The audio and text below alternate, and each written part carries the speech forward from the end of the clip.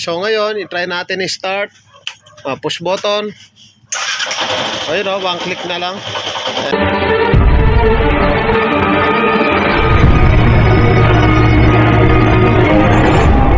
Welcome back na naman sa ating channel. May dealer rito, YTX125. Ang issue ng motor ni boss, makulit. Parang palyado ba, ganon? Parang pumapalya daw. Ni minsan, hindi pa daw naayos yung kanyang carburetor. So dinala ni boss dito, dayo from Plaza Toda. Shout out sa presidente ng Plaza Toda, YTX125.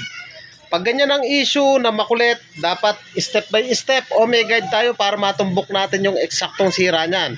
So tune up ang nararapat dyan. Pag sinabing tune up, hindi lang adjustment ng barbula, kundi tono ng karburador, spark plug, high tension wire. So lahat yan sisilipin natin isa-isa. So ang gawin na muna natin, dito na muna tayo sa kanyang high tension wire. Tanggalin natin yung kopa. Check natin yung bato ng kuryente, kung malakas, kung corrosion yung kanyang wire. Yung spark plug, kung ayos, tanggalin na muna natin dito. Ayan. Check natin dito, ayos naman. Tanggalin mo yung spark plug. Spark plug o ito na? Spark plug. Tigas yata. Una natin ginagawa dyan, syempre, ang cost ng hard starting, palyado, once na yung spark plug, palitin po yan, cost po yan ng hard starting.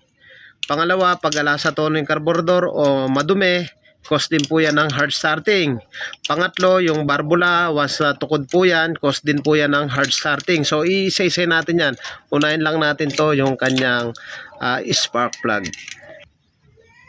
At sa pagkakataong yung mga padreng, yung kanyang spark plug, halos ubos na yung center electrode. So, mapapatunayan natin na ubos na po yan. Sukat ng lagare, 25,000 o pan-inch. Pakikuha mo yung yung lagari natin. Papakita natin kay Tatang. So ayan, ito yung kanyang spark plug. Sukatin mo. Ayan o. Ayan o. Ang laki ng clearance sa ibabaw. Malaki na yung clearance sa ibabaw. So kumuha ka ng bagong spark plug doon. Pakita natin kay Tatang. So ito, ubos na yung center electrode nya rito. Sa gitna. So papakita ko sa inyo. Mga padre nga, pansinin nyo. Itong isa ang layo na ng clearance. So ito yung bago, napakaganda. Ayan diba? So palitan natin ito at isusunod naman natin yung kanyang carburetor. Kayo po yun. So yun, nakabit na natin spark plug. Sunod natin yung kanyang carburetor. So bago natin linisin yung kanyang carburetor, dito muna tayo sa kanyang air cleaner.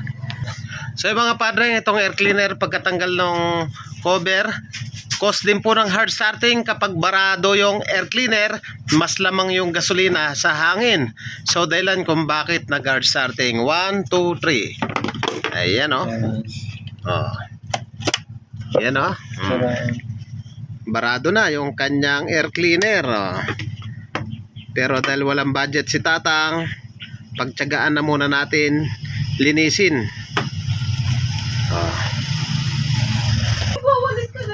Sunod naman natin yung kanyang carburetor. Ito, meron siyang allen dito. Tapos dito, screw. Tapos yung TPS, tanggalin lang natin dito. Yung hose at matatanggal na yan. So ito yung kanyang carburetor. Napakadumi. Cost din po yan kung bakit hard starting. Linisan natin. So mga padre, linis na namin yung kanyang carburetor. Yan, tapos dito binuksan na natin yung barbula. So hindi naman tukod yung kanyang mga barbula. Okay naman siya. Pero double check ko pa rin kung tama. So ina-adjust na natin yung kanyang barbula at pwede na natin takpan. So nakita kong issue nito kung bakit hard starting yung spark plug, palitin yung air cleaner, napakadumi, yung carburetor at napakarumi din. So yung mga padre, ang issue nitong YTX125 na to, hard starting, napakakulit. So ang ginawa namin, ayun nga, yung air cleaner palitin, carburetor madumi, yung barbula okay naman, yung spark plug palitin. So ngayon, i-try natin i-start. Push button. Ayun one click na lang. Ayun ano masasabi mo, Tang? Ayos. Okay na daw, yan si Tatang Okay na yung motor ni boss, dayo from Plaza Toda. Thank you po sa inyo. God bless. At mabuhay po kayo.